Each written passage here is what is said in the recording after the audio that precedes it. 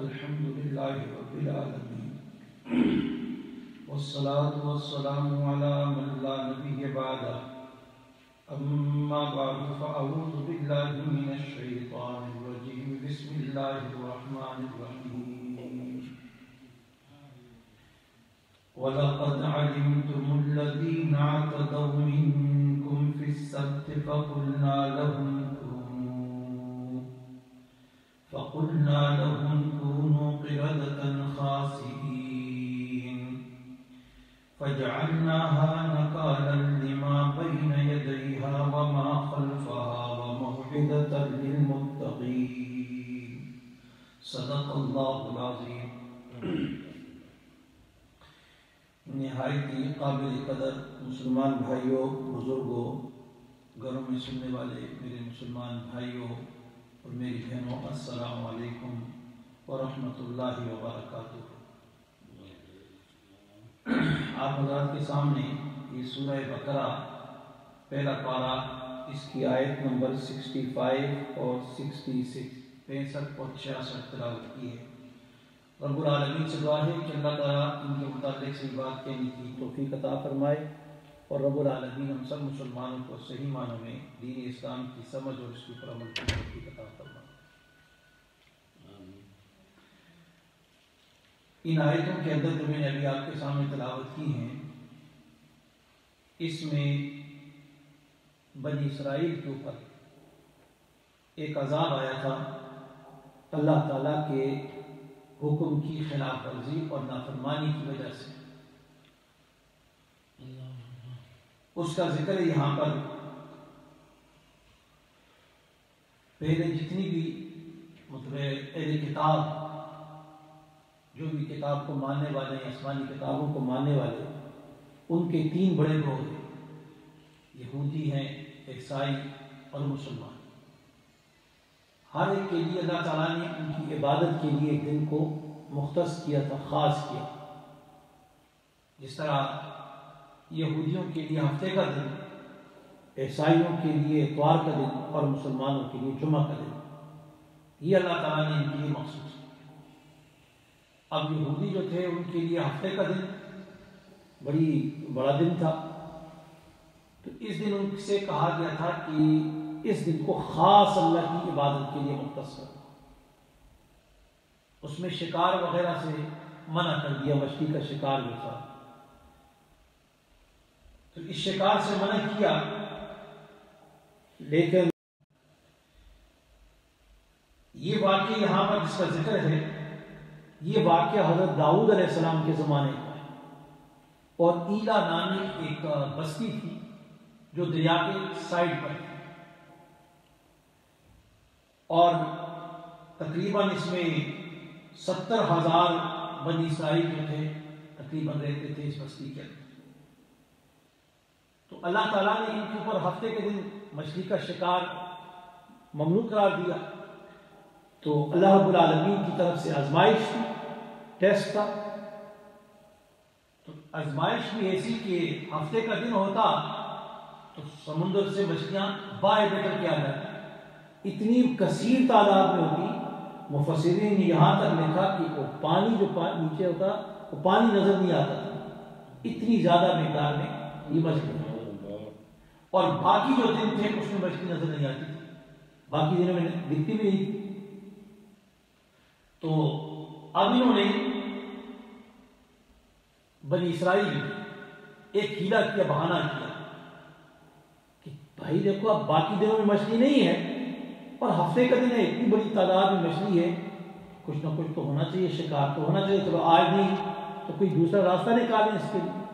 جس طرح ہم مسلمان بھی اکثر راستے نکالتے ہیں، ہیلے کرنے لگتے ہیں، تو راستہ انہوں نے نکالنے کے لیے کیا کیا کہ جو سمندر یا دریا سے قریب انہوں نے تالاب کھود دیے، حوض بنا دیے، اس کی طرف پانی کی نالیاں بنا دی۔ اب جب پانی کا دباؤ آتا، سمندر سے پانی آتا نکلتا تو وہ نالیوں کی طرف آتا تو مچھلیاں اوپر سے آ کر تالابوں میں گر جاتی۔ تالاب جو حوض تھے وہ گہرے تھے، کنویں سے بنائے ہوئے، اب وہ گہرے سے مچھلی واپس نکل کے نہیں جا سکتی۔ تو انہوں نے کیا کہ ہفتے کے دن تو شکار نہ کیا، اس طریقے سے مچھلیوں کا رخ موڑ دیا پانی کا، اور اتوار کا دن ہوتا تو پھر اس سے مچھلیاں پکڑتے. یہ انہوں نے جرم کیا. تو ایک تو یہ لکھا مفسرین نے، اور دوسری بھی ایک بات لکھی مفسرین نے کہ ہفتے کے دن ان کے لیے کیا کرتے کہ مچھلیاں زیادہ آ جاتی تو یہ اس دن شکار نہیں کرتے، بلکہ اپنے جالے اور کنڈے جو تھے وہ پانی میں پھینک کے آتے. تو اتوار کے دن جب ہوتا تو ان جالوں کو اور کنڈوں کو نکال کر اس طریقے سے مچھلیاں حاصل کر لیتے تھے. تو اس کا ذکر یہاں پر آتا ہے. اور پھر مفسرین نے یہ بھی لکھا کہ یہ ایلا گاؤں والے 3 گروہوں میں تقسیم ہو گئے. کتنے گروہ؟ 3 گروہ میں. ایک وہ لوگ تھے جو ہیلا کرتے تھے اور مچھلیاں پکڑنے کے لیے یہ طریقہ بناتے. دوسرا وہ گروہ تھا جو ہیلا بھی نہیں کرتا تھا اور نہ ہی ان کو روکتا تھا. نہ ہیلا کرتے اور نہ روکتے، یعنی کوئی کام بھی نہیں کرتا. اور تیسرا گروہ وہ تھا جو روکتا تھا. روکنے والے مفسرین نے لکھا صرف 12,000 آدمی. 12,000 آدمی صرف ان کو روکنے والے تھے اور باقی اس طریقے سے. تو اللہ رب العالمین نے یہاں پر فرمایا کہ وَلَقَدْ عَلِمْتُمْ، تحقیق کہ تم نے جانا، خوب جان چکے ہو، الَّذِينَ اعْتَدَوْا، ان لوگوں کو جنہوں نے حد کراس کر دی، تجاوز کر دی، حدود کو، منکم، جو تم میں سے، فی السبت، ہفتے کے دن کے بارے میں. فَقُلْنَا لَهُمْ، سو ہم نے کہا ان سے، کونوا، ہو جاؤ، قِرَدَةً خَاسِئِينَ، رسوا کیے ہوئے بندر. قِرَدَةً کہتے ہیں بندر کو، بندر ہو جاؤ. خَاسِئِينَ، دھتکارے ہوئے، ذلیل، تو ذلیل بندر بن جاؤ. ایک دوسری جگہ میں سورہ مائدہ میں رب العالمین نے فرمایا وَجَعَلَ مِنْهُمُ الْقِرَدَةَ وَالْخَنَازِيرَ. اللہ نے ان کو مفسرین نے کہا کہ صرف بندر ہی نہیں بنایا بلکہ خنزیر بھی بنایا، جس طرح سورہ مائدہ میں بعض بندر ہو گئے اور بعض کو خنزیر بنا. تو مفسرین نے یہ بھی لکھا انوار البیان میں ہے کہ جو جوان تھے جوانوں کو بندر بنا دیا اور جو بوڑھے تھے ان کو اللہ نے خنزیر بنا دیا. اور بندر بھی ایسے کہ ان کی دمیں بھی نکل کے آ گئی، تیل بھی آ گئی، تو بالکل بندروں کی طرح.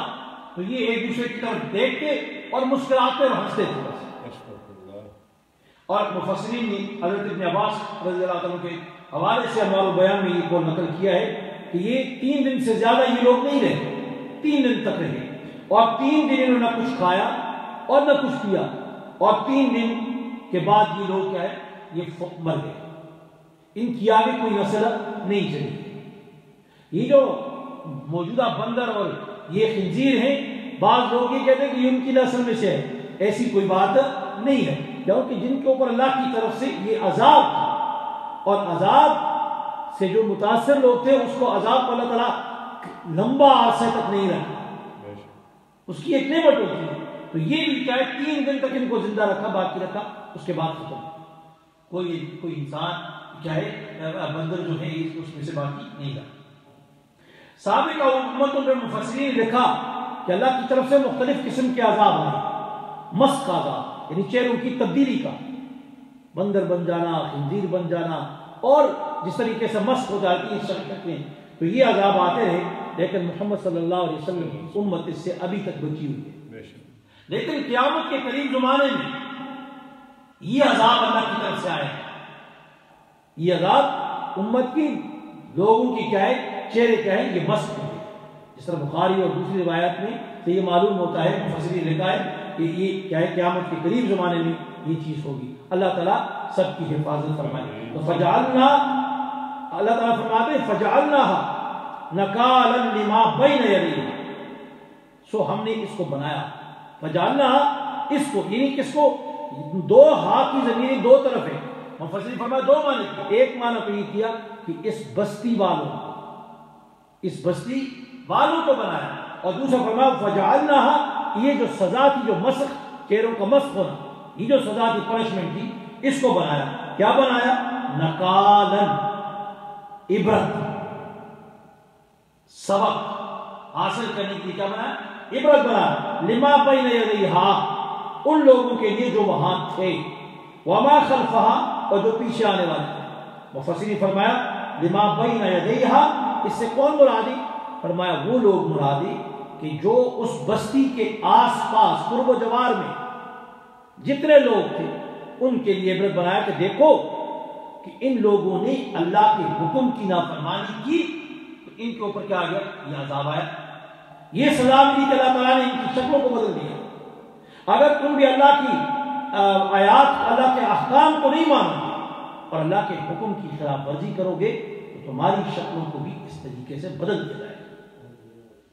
یہ تو فرمایا وما خلفا، اور قیامت تک آنے والے، وما خلفا اور بعد میں آنے والے، قیامت تک آنے والے لوگوں کے لیے کیا ہے اس میں عبرت۔ دیکھو اللہ تعالیٰ کچھ بھی کر سکتا ہے، اذا اراد شیئا، جب وہ کسی چیز کا ارادہ کرتا ہے تو کن کہتا ہے فیکون، ہو جاتا ہے۔ اس لیے اللہ رب العالمین سے انسان کو یعنی اس کی پکڑ سے، اس کے عذاب سے، اس کی پنشمنٹ سے، اس کی سختی سے گھبرانا چاہیے، ڈرنا چاہیے، ڈرنا چاہیے۔ ایسا نہ ہو ہم تو بہت سارے چیزوں میں، اللہ کے احکام میں، احکام خداوندی میں لوگ مذاق کرتے ہیں، مذاق کرتے ہیں، کہیں داڑھی کا مذاق ہے، کہیں قرآن کا مذاق ہے، کہیں شلوار ٹخنوں سے اوپر اور سنت کے اوپر عمل کرنا ہو تو اس کے ساتھ مذاق ہے۔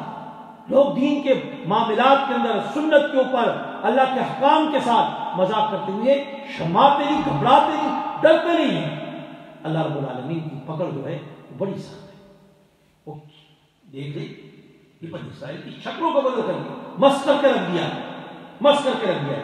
فرمایا وموعظۃ للمتقین، اور یہ کیا ہے؟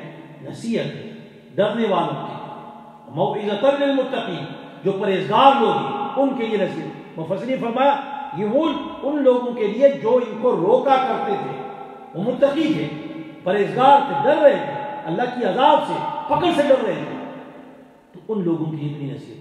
بات فرمایا وموعظۃ للمتقین، قیامت تک آنے والے جتنے بھی ڈرنے والے ہوں گے، نصیحت حاصل کرنے والے ہوں گے، ان سب کے لیے کیا ہے؟ اس میں اللہ کی طرف سے بہت بڑی کیا ہے؟ نصیحت ہے۔ تو گویا اطاعت کرنے والے اور اللہ کا ڈر دل میں رکھنے والے ان لوگوں کے لیے بات بڑی استقبال نصیحت ہے کہ وہ اور زیادہ گویا اس آیت کے اندر اس وموعظۃ للمتقین، اس ایک جملے میں کیا ہے؟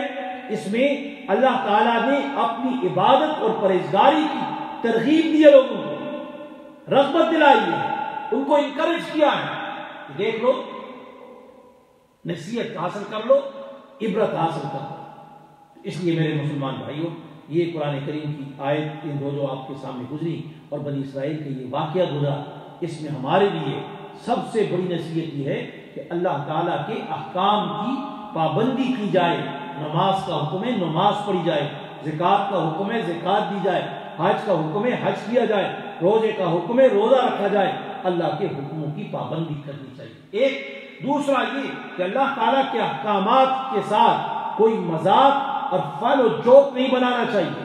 اگر کوئی آدمی مذاق اور استہزاء کرے گا تو بہت سارے ایسے واقعات یہاں بھی اکثر اکا دکا واقعہ تو ہر جگہ بھی رونما ہو جاتا ہے کہ جو لوگ اللہ کی کتاب کو مذاق اڑاتے ہیں، پیغمبر علیہ السلام کی شان اقدس کے اندر کیا ہے توہین آمیز کلمات کہتے ہیں یا ان کی انسلٹ کرتے ہیں یا شاعر اسلام کا مذاق اڑاتے ہیں یا سنت کا مذاق اڑاتے ہیں یا اللہ کے حکموں کا مذاق اڑاتے ہیں، اللہ نے دنیا میں ان کو عبرت نشان بنایا ہے، آخرت کے اندر بڑی سخت سزا ہے۔ اس لیے ان چیزوں سے بچنا چاہیے، اللہ تعالیٰ سے ڈرنا چاہیے۔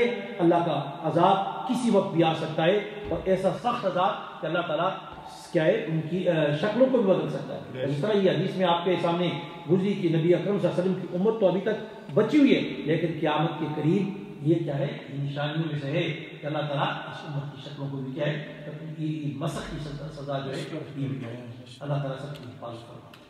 الحمدللہ رب العالمین، اللہم صلی علی سیدنا محمد النبی الأمی وعلی آلہ وصحبہ وسلم۔ ربنا آتنا فی الدنیا حسنۃ وفی الآخرۃ حسنۃ وقنا عذاب النار۔ ربنا تقبل منا انک انت السمیع العلیم۔ یا الہ العالمین، ہم سب کو اپنے احکام کی پابندی کرنے کی توفیق عطا فرما دے۔ یا الہ العالمین، سنت کے مطابق زندگی بسر کرنے کی توفیق عطا فرما دے۔ ہر قسم کے استہزاء سے، مذاق سے، دین اسلام کی شعار سے یا الہ العالمین سب کی حفاظت فرما دے۔ یا اللہ تو سب کی حفاظت فرما دے۔ یا الہ العالمین خیر و عافیت کا معاملہ فرما۔ صلی اللہ تعالیٰ علیہ وسلم محمد و آلہ وصحبہ وسلم۔